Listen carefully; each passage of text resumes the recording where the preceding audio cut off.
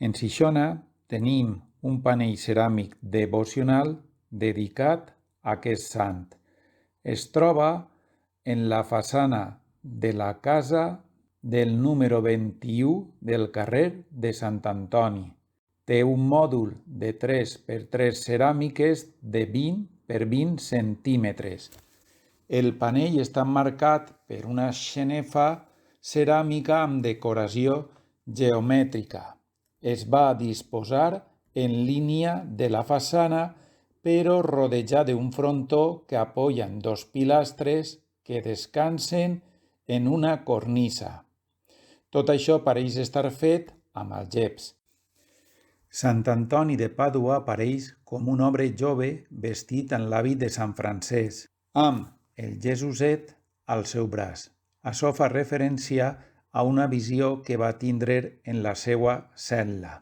Pareix ser que aquests panells es podria datar a finals del segle XIX i començaments del segle XX.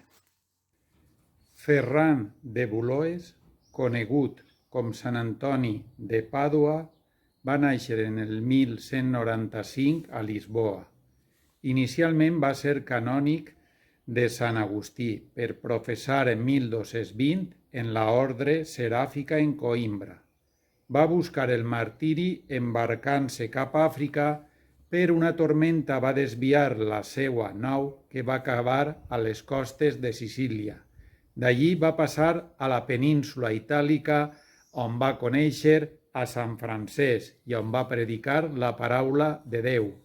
Va morir el 13 de juny de l'any 1231. És un dels doctors de l'Església i se li considera un taumaturg.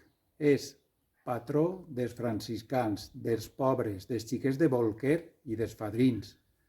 També és protector dels tenders, obrers, traginers, viatgers, serers i patró dels cavalls.